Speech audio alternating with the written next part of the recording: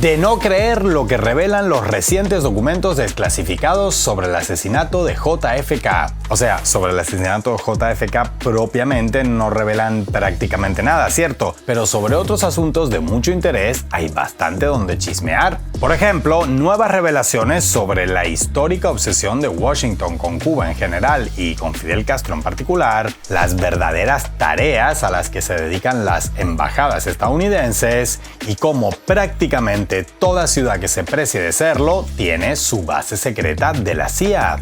Todo eso y mucho más en los próximos minutos. Ahí les va.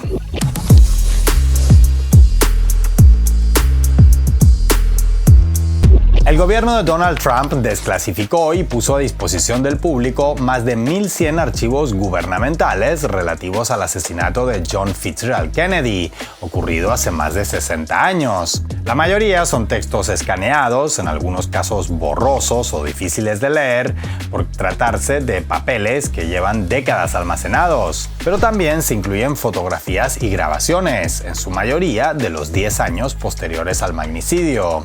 Aunque inicialmente se creó mucha expectativa en torno al anuncio, una vez desclasificado el material, quedó claro que si lo habían desclasificado era por algo, porque no había casi nada.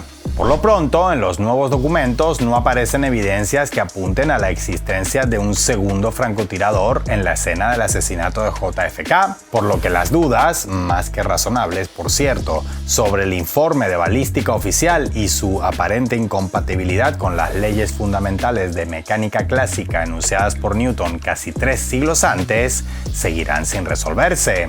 Lo que sí corroboran los documentos es que la CIA seguía de cerca los pasos de Lee Harvey Oswald, el presunto asesino del presidente, desde varios años antes del atentado en Dallas, pero sin ahondar en detalles, por lo que no se comprueba ni se desmonta ninguna de las dos teorías más populares sobre el ex marín que desertó a la Unión Soviética y regresó a Estados Unidos para hacerse famoso a su manera. Una, que los servicios de inteligencia gringos están perfectamente representados por el jefe Gorgory de los Simpson y no detectan a un potencial magnicida ni aunque el magnicida les cuente sus planes por adelantado. Y la otra, que el ex marín fue apenas un chivo expiatorio usado como lobo solitario por ciertos intereses irrevelables. Quienes sí se mostraron especialmente eficientes en sus investigaciones fueron los agentes del FBI, en concreto en el caso de Martin Luther King.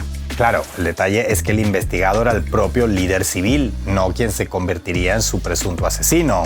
El activista afroamericano fue exhaustivamente investigado por los hombres de J. Edward Hoover, bajo la sospecha de que mantenía vínculos con el comunismo.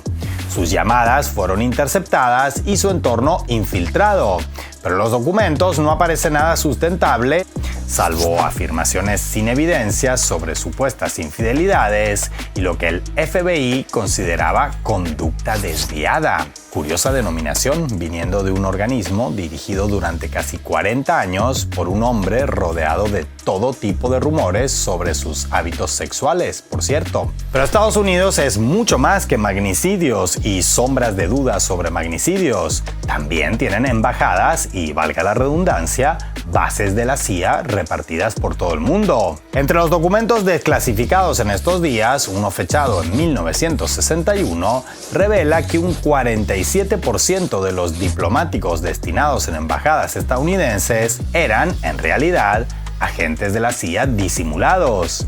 Y medio en broma, medio en serio, podríamos intuir que el 53% restante eran agentes de la CIA sin disimular, aunque el archivo al respecto no lo especifica. Por ejemplo, en aquellos años, la embajada estadounidense en París tenía no 1, ni 2, ni 3, sino 123 agentes de inteligencia disfrazados de diplomáticos actuando en la capital francesa.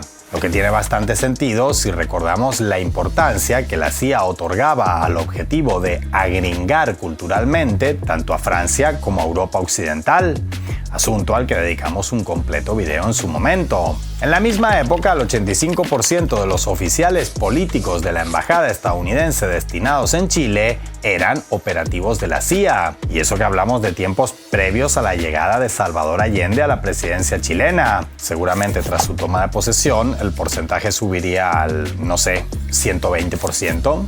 Tal vez por miedo a que esa legión de agentes encubiertos estacionados en las embajadas no fuera suficiente o a que fueran demasiado obvios en su desempeño, además, la CIA dispuso de cientos de bases y centros de operaciones secretas en todo el mundo. En los documentos publicados en días pasados, se aporta una lista tan larga de ciudades donde contaban con ese tipo de instalaciones que hubiera sido más fácil y rápido listar las urbes donde no estaban presentes. Bogotá, Berlín, Asunción, Madrid, Brasilia, Bruselas, Monterrey, Milán, Buenos Aires, Hamburgo, Caracas, Barcelona o Santo Domingo son apenas un puñado de ejemplos de estas bases operativas encubiertas que la inteligencia estadounidense plantó por todo el planeta. Como curiosidad que confirma la regla, en aquellos años, la CIA se mostró especialmente activa justamente en un país donde Estados Unidos carecía de embajada: Cuba. En los archivos que acaban de ver la luz se detallan nuevos intentos, probados y fracasados, para asesinar a Fidel Castro. Algunos de ellos recurriendo a figuras del crimen organizado, reconocidas como tales por la propia inteligencia estadounidense, para tratar de asesinar al líder revolucionario con cápsulas venenosas en su comida, o la contratación de mercenarios belgas para tratar de asesinarlo con rifles de francotirador. Pero lo cierto es que a lo largo de la historia, la CIA ha tenido tantos problemas para llevar a cabo magnicidios en Cuba como para evitarlos dentro de Estados Unidos. Así, a falta de magnicidios exitosos en territorio cubano, la agencia tuvo que conformarse con dañar alimentos procedentes de la isla.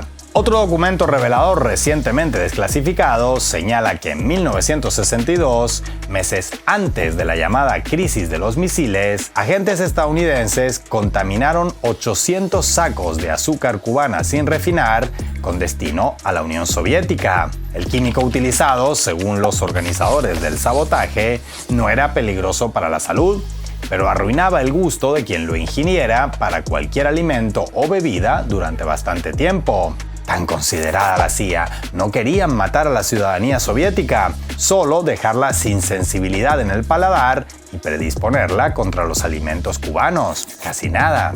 Como ven, en los documentos clasificados publicados por la administración Trump en estas semanas, hay poco que la gran mayoría no supiéramos o intuyéramos. Pero antes de concluir, atención a dos apuntes importantes. Uno, que el hecho de que entre los archivos se colaran datos personales privados de congresistas y senadores apuntan a que la desclasificación se hizo de forma algo atolondrada y podrían habérseles chispoteado también otros asuntos más jugosos que números del Seguro Social de legisladores ancianos o fallecidos. Dos, que el volumen desclasificado requiere mucho tiempo para ser analizado con cuidado y es bastante probable que en semanas y meses siguientes surjan algunas revelaciones más impactantes que las de estos días. Según expertos e historiadores, los desgranen mejor. Pero de momento, la certidumbre con la que podemos quedarnos como conclusión es que la forma en la que actúa Washington es tan evidente que hasta cuando confiesan poco, en el fondo lo dicen todo.